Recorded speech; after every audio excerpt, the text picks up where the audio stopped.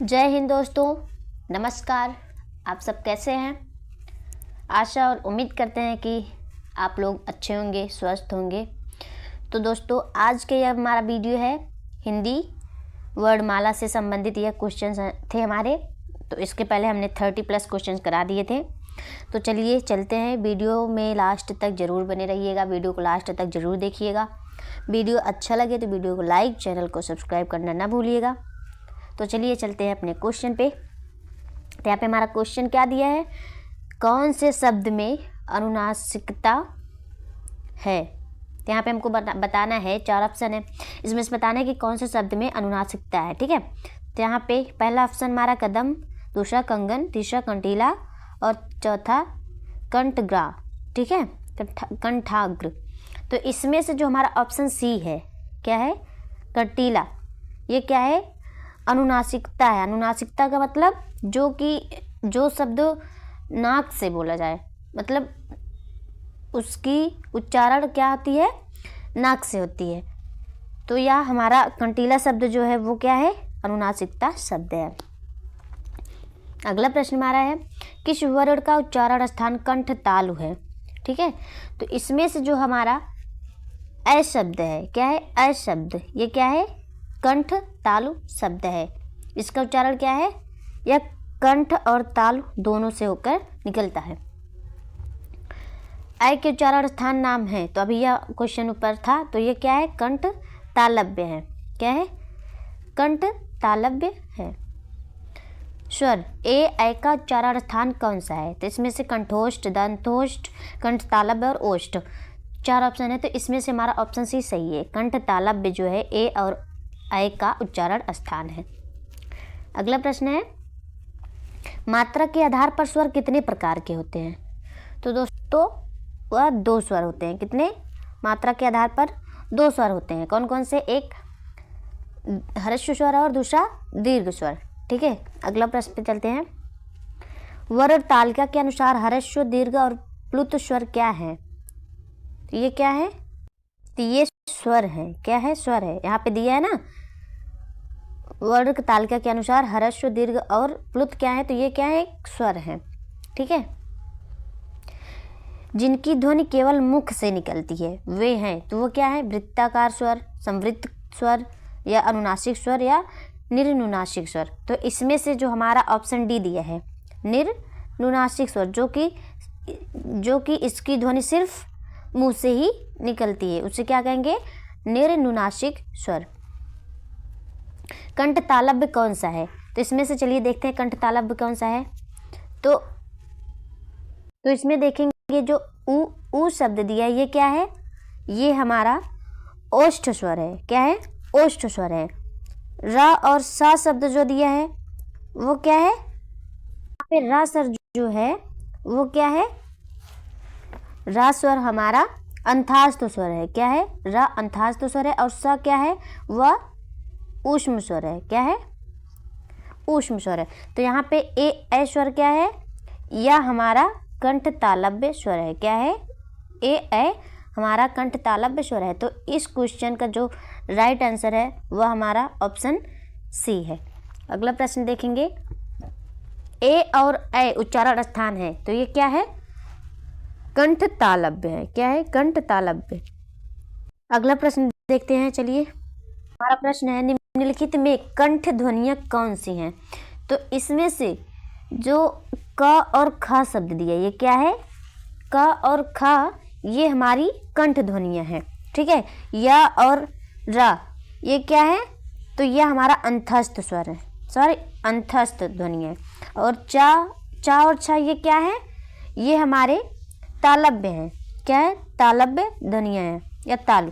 ट और अड़ा क्या है, तो दोस्तों ये हमारा मूर्धन्य ध्वनियाँ है। ठीक है, तो यहाँ पे इस क्वेश्चन का हमारा राइट आंसर है ऑप्शन ए। निम्नलिखित में से हिंदी की कंठ ध्वनियाँ हैं, तो हिंदी की कंठ ध्वनि कौन सी है दोस्तों, तो इसमें से जो हमारा ऑप्शन डी दिया है, हाँ क्या है हमारा, यह कंठ ध्वनि है। अगला प्रश्न, घा का उच्चारण स्थान कौन सा है, तो घा का जो उच्चारण स्थान है वो क्या है, कंठ है। क्या है, कंठ है। निम्न में कंठ वर्ण हैं, तो इसमें से हमको बताना है कि इसमें से कंठ वर्ण कौन कौन से, ठीक है। तो अ, ह और विसर्ग, अ, ह और विसर्ग ये क्या है, ये हमारे कंठ वर्ण हैं। निम्न में कंठ वर्ण कौन सा है, तो अभी यह क्वेश्चन आया था, ठीक है। तो इसमें जो हमारा ऑप्शन बी दिया है अ शब्द क्या है, ये हमारा कंठ वर्ण है। सा ध्वनि का उच्चारण स्थान क्या है, तो सा ध्वनि का जो उच्चारण स्थान है वह तालु है। क्या है, तालु सा ध्वनि का उच्चारण स्थान है। उच्चारण स्थान के आधार पर अंग्य क्या व्यंजन है, तो अंग्य व्यंजन किसका है दोस्तों, तो यह जो है तालव्य व्यंजन है। क्या है, यह तालव्य व्यंजन है। हिंदी की सा ध्वनि है, तो हिंदी कैसी ध्वनि है, तालव्य ध्वनि है। हिंदी सा तालव्य ध्वनि है। च छ ज झ ङ का उच्चारण होता है, तो इसका जो उच्चारण स्थान है वो तालु से होता है। किससे, तालु से होता है। निम्नलिखित व्यंजनों में से कौन से व्यंजन का उच्चारण तालु से होता है, तो इसमें से जो हमारा ऑप्शन सी दिया है छ क्या है, ये इसका उच्चारण स्थान तालु से होता है या तालु है, ठीक है। चलिए नेक्स्ट क्वेश्चन पे चलते हैं। यहाँ पे हमारा अगला प्रश्न देखेंगे, दिया है ई च छ ज झ ङ आदि का उच्चारण किससे होता है, तो यहाँ पे जो हमारे शब्द दिए हैं, ठीक है, इसका उच्चारण जो होता है वो तालव्य से होता है। किससे, तालव्य से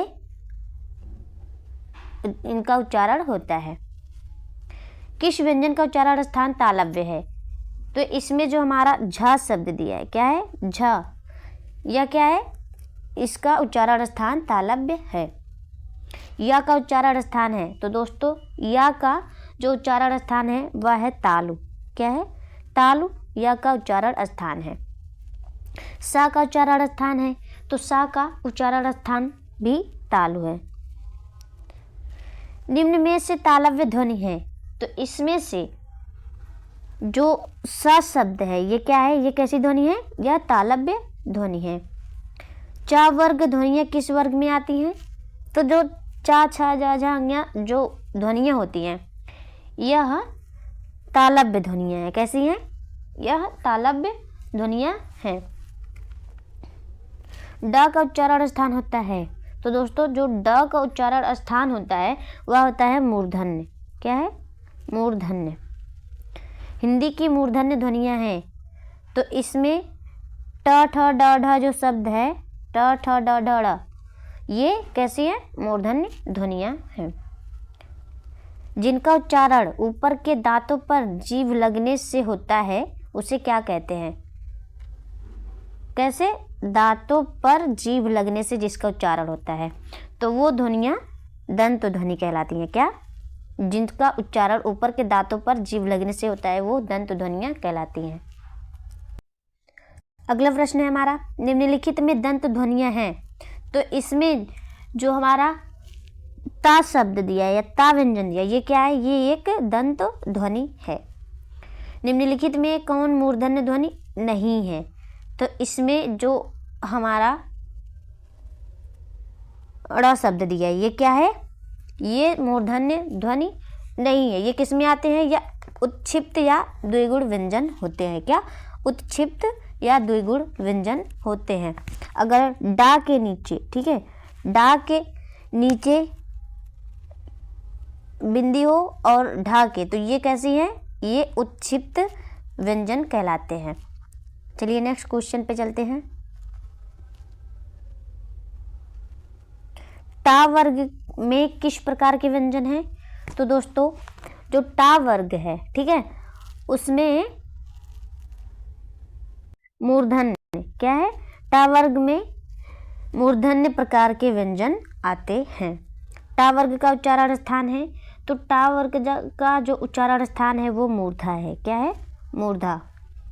उच्चारण स्थान की दृष्टि से कौन सा विकल्प शुद्ध है, चलिए देखते हैं। तो इसमें जो सा शब्द या सा व्यंजन दिया ये क्या है, दंत ध्वनि है।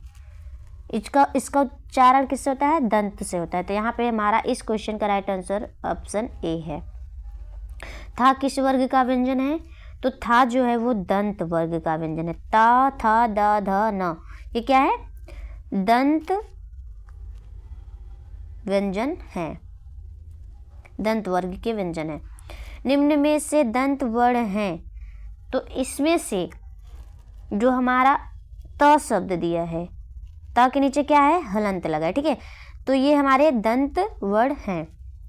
दा ध्वनि का उच्चारण स्थान के आधार पर होता है। दा ध्वनि का जो उच्चारण स्थान है ये किसके आधार पर होता है? तो यह जो है दंत ध्वनि के आधार पर होता है। किसके? दंत ध्वनि के आधार पर इसका उच्चारण होता है। ता वर्ग की ध्वनियों का उच्चारण स्थान है, तो जो ता वर्ग की ध्वनियाँ हैं इसका उच्चारण स्थान भी दंत है। तो यहाँ पर भी देखिए क्या है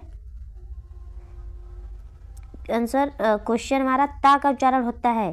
तो ता का उच्चारण किससे होता है? दंत से होता है। तो आज के लिए इतना ही, मिलते हैं नेक्स्ट वीडियो में। धन्यवाद।